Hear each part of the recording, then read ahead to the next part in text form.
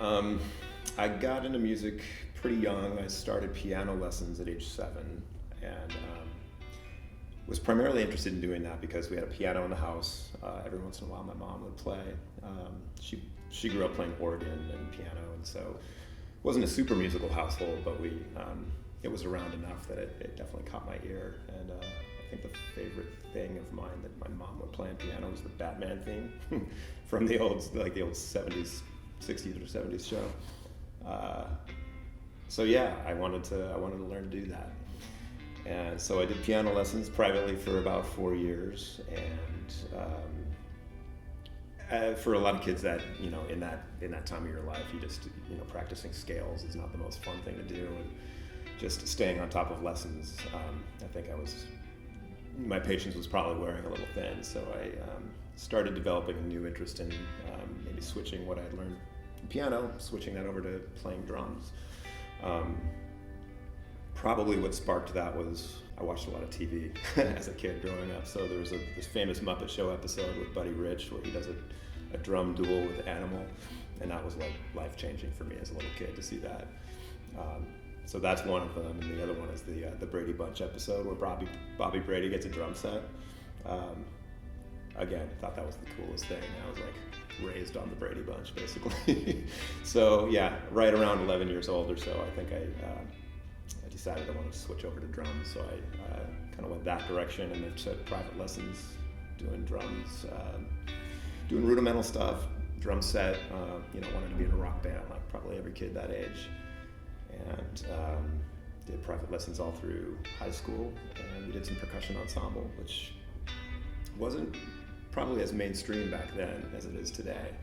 But I had a really great drum teacher named Curtis Cooper, and he wrote some original material for my high school group to go and perform and compete in like the solo ensemble competitions, and that opened my eyes up to a whole world of concert percussion that really kind of led me into my college career, majoring in music and that sort of thing.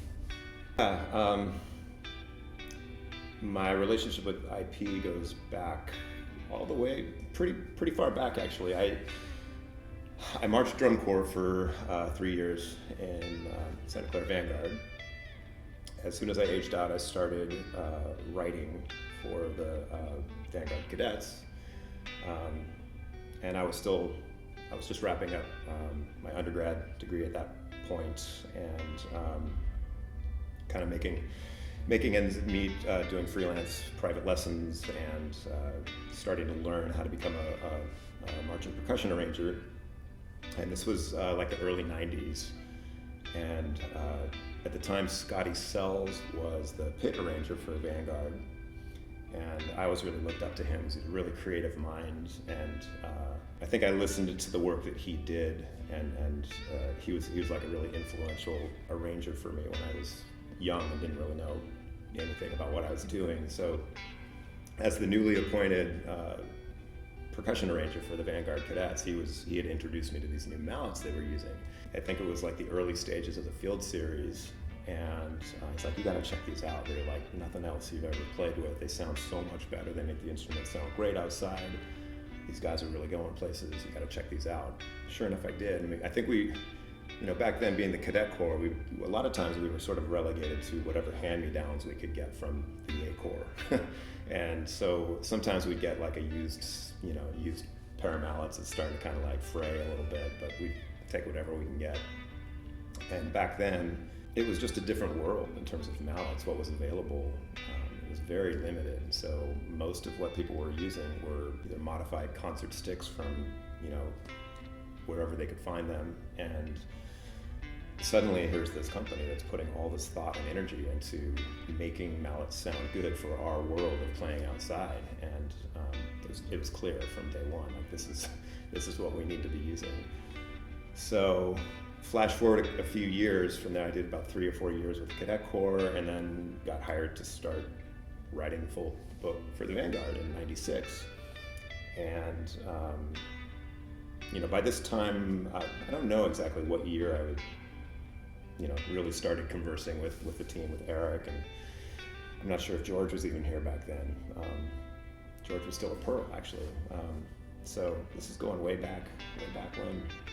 I think in a way I kind of lucked into it because I was involved with Vanguard just as a marching member and then starting to teach there. And then when I took over the program in the mid-90s, we already had this really established rapport with Innovative, and we already knew that this is the best sounding stuff there is. And it just kind of grew from there. And I swear, it's been amazing to see how much the company has grown since then. Just kind of homespun into this just amazing entity that it is right now. Yeah, when we started developing My Line of Mallets, it was I don't actually remember when specifically that was. It was either like late '90s or early 2000s, and it was still fairly early days, so there wasn't a lot. There wasn't nearly as much of a variety as there is these days. We used a lot of the Field Series stuff back then. We used a lot of the James Ross mallets for the front ensemble. Robin Engelman stuff was really great. These were mallets that were developed for other ensemble type scenarios or the concert hall, and we were sort of fashioning them for our use. And so one of the things that was probably most useful to us before My Line of Mallets came out was we would modify the Field Series with a little bit of extra latex over the core before getting wound, and it took like a little bit of the edge off those hard mallets, and that was just like perfect.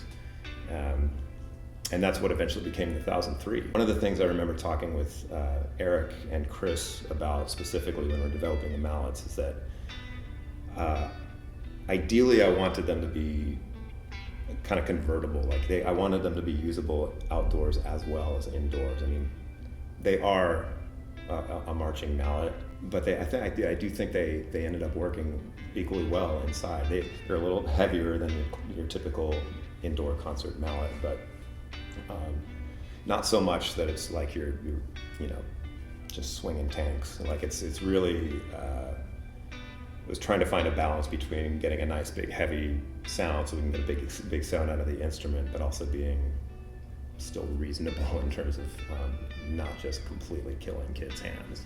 Obviously, with the amount of wear and tear and the amount of rehearsals and the amount of weather conditions that we encounter, durability is really of utmost importance with this type of mallet. And that's something that, with the sourcing that IP has available, that's never been a problem for us. Like the durability of the yarn that we've used and the cord, the mallets were, I don't know, they tend to last longer than I would actually expect. So I think that has something to say for the amount of craftsmanship and the durability that these things show. So the development of the stick came about because in terms of the industry at that point was a little bit different in that at that point I had a split endorsement where I was with a different company and had a stick with them, and I also had a signature series of mallets with Innovative Percussion, and things changed enough to where that did not seem like a sustainable way to continue operating, and hard to feel like everybody's going to be happy with the arrangement. So ultimately decided to put all of my focus with Innovative. It was where I had been from the beginning. It felt like family, and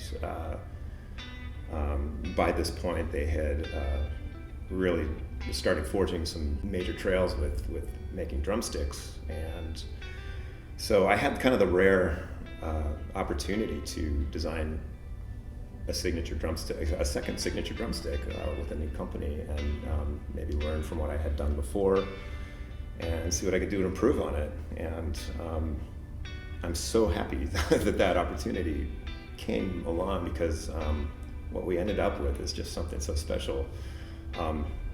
And again, I feel like this fraud light is shining on me, because it's like I'm not a marching snare drummer. I played bass drum when I marched in the drum corps. I grew up as a rudimental player, but when I see what people are actually doing with my sticks, it's like I can't do that. But my main thing was always I like sticks that I'm playing with and the lines that I'm teaching with, I want those sticks to feel good to play with. The stick has a pretty long taper. It has like kind of a springy feel to it. It's not a jarring kind of, you don't feel a lot of vibration in the stick if we're doing it right. So that long taper gives it a nice bouncy, flowy feel. But to do that, it ends up taking a little bit of weight out of the front end, which can, if you're not careful, I think maybe give the stick a little thinner sound. So not making that point of weakness under the head too thin that it's going to just snap off all the time because they're going to take a beating. But also wanting to get enough weight towards the front end that it's got some good body to it. So long taper, pretty sizable oval bead, and the little collar under the bead. I don't know if you were to just slice that little collar off and weigh it, it might not even be a gram. I have no idea actually how much weight that adds to the front end, but I like to tell myself it adds just enough to like kind of give it a little bit more front load that just makes the sticks feel really good to play with. Gosh, it's been probably 30 years now or roughly 30 years now since I've been with Innovative Percussion, and I just can't imagine not being with Innovative Percussion. They're like family.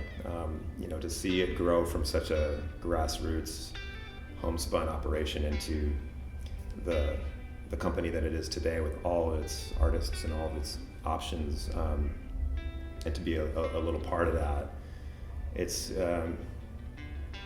really cool. Like I feel like I get to be a part of the cool kids club by being with Innovative Percussion. I hope anybody that uses the Innovative Percussion product would probably agree. That's you're gonna be in good hands.